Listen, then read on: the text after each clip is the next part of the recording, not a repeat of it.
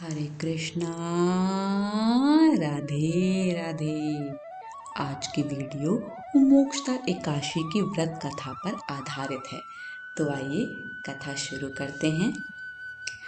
अर्जुन ने उत्पन्ना एकादशी की उत्पत्ति, महिमा, महात्म्य आदि सुनकर श्री कृष्ण से कहा, हे परम पूजनीय भगवान श्री कृष्ण, हे त्रिलोकीनाथ, आप सभी को सुख व मोक्ष देने वाले हैं।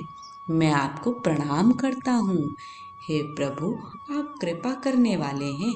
मेरी एक जिज्ञासा को शांत कीजिए।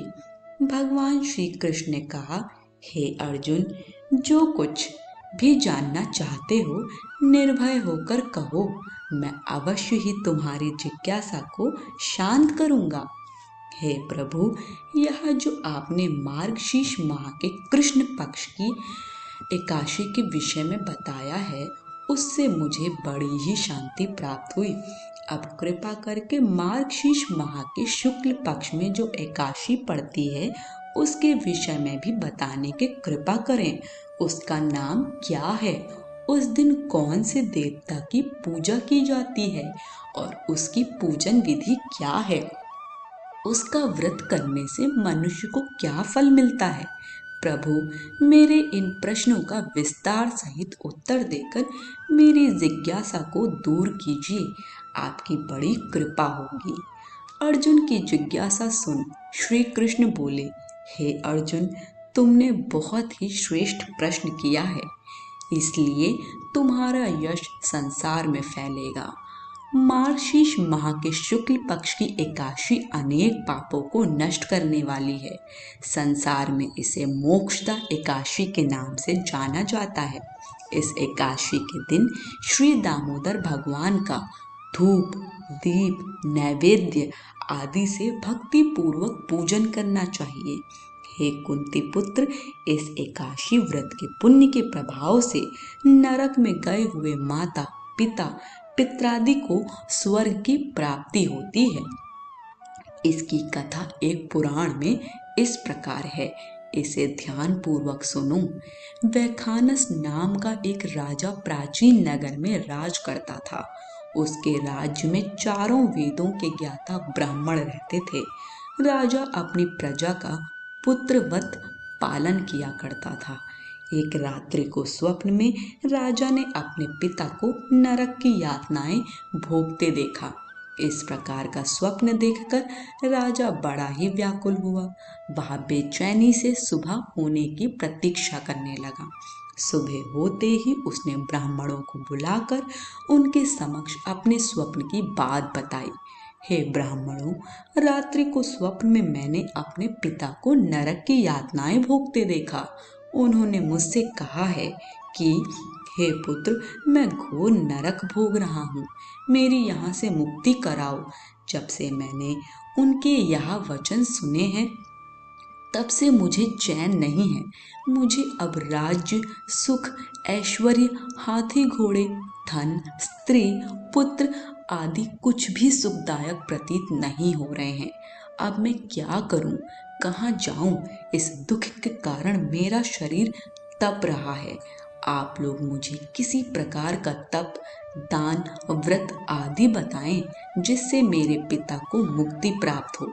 यदि मैंने अपने पिता को नरक की यातनाओं से मुक्त कराने के प्रयास नहीं किए तो मेरा जीवन निरर्थक है। जिसके पिता नरक की यातनाएं भोग रहे हों, उस व्यक्ति को इस धरती पर सुख भोगने का कोई अधिकार नहीं है। हे ब्राह्मण देवों, मुझे शीघ्र ही इसका कोई उपाय बताने की कृपा करें। राजा के आंतरिक दुख की पीड़ा को सुनकर ब्राह्मणों ने आपस में विचार विमर्श किया। फिर एक मत होकर बोले, राजन, वर्तमान, भूत और भविष्य के ज्ञाता पर्वत नाम के एक मुनि हैं। वे यहाँ से अधिक दूर नहीं हैं। आप अपनी यह व्यथा उनसे जाकर कहें, वे अवश्य ही इसका कोई सरल उपाय आपको बता देंगे। ब्राह्मणों की बात मान राजा मुनि के आश्रम पर गए। आश्रम में अनेक शांतचित्त योगी और मुनि तपस्या कर रहे थे। चारों वेदों के ज्ञाता पर्वत मुनि दूसरे ब्रह्मा के समान बैठे जान पड़ रहे थे। राजा ने उन्हें दंडवत प्रणाम किया तथा अपना परिचय दिया। पर्वत मुनि ने राजा से कुशल क्षेम पूछी।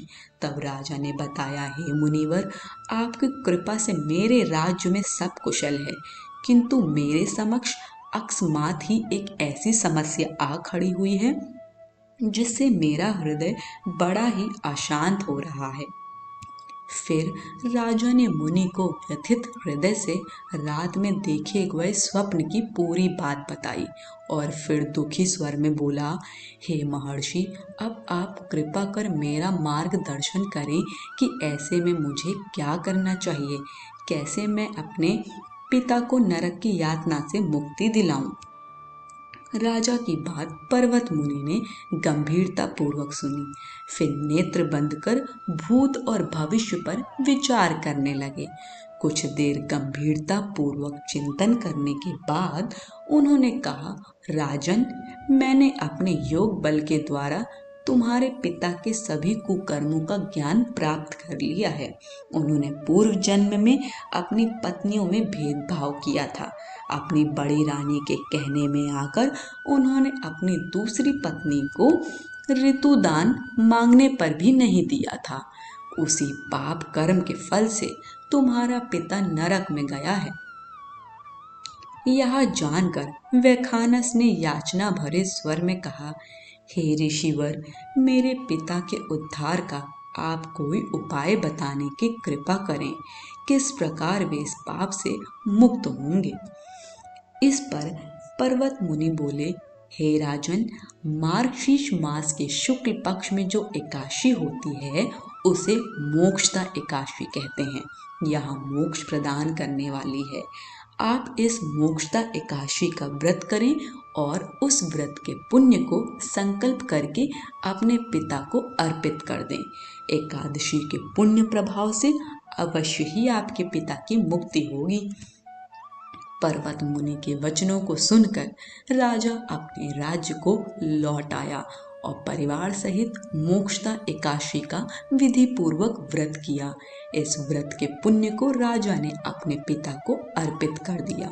इस पुण्य के प्रभाव से राजा के पिता को सहज ही मुक्ति मिल गई। स्वर्ग को प्रस्थान करते हुए राजा के पिता ने कहा, हे पुत्र, तेरा कल्याण हो। इतना कहकर राजा के पिता ने स्वर्ग को प्रस्थान किया। हे पांडु पुत्र, जो मनुष्य मार्गशीर्ष माह के शुक्ल पक्ष की एकादशी का उपवास करते हैं उनके सभी पाप नष्ट हो जाते हैं और अंत में वे स्वर्ग लोक को प्राप्त करते हैं। इस उपवास से उत्तम और मोक्ष प्रदान करने वाला कोई भी दूसरा व्रत नहीं है। इस कथा को सुनने व पढ़ने से अनंत फल प्राप्त होता है। यह उपवास मोक्ष प्रदान करने वाला चितामणि के समान है, जिससे उपवास करने वाले की सभी मनोकामना पूर्ण होती हैं। हे अर्जुन, प्रत्येक मनुष्य की प्रबल इच्छा होती है कि वह मोक्ष प्राप्त करे। मोक्ष की इच्छा करने वालों के लिए मोक्षदा एकादशी का यह उपवास अति महत्वपूर्ण है।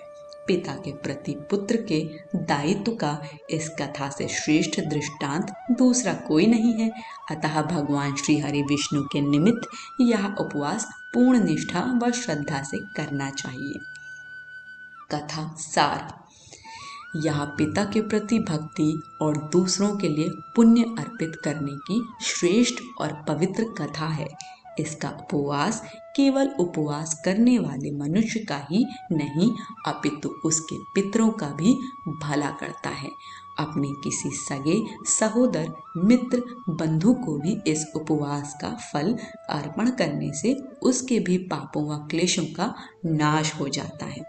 आज की कथा यहीं समाप्त होती है। हमें अपना फीडबैक कमेंट बॉक्स में देना ना भूलिएगा और साथ ही वीडियो को लाइक शेयर करें और चैनल को सब्सक्राइब ज़रूर करें। सभी को हरे कृष्ण, राधे राधे।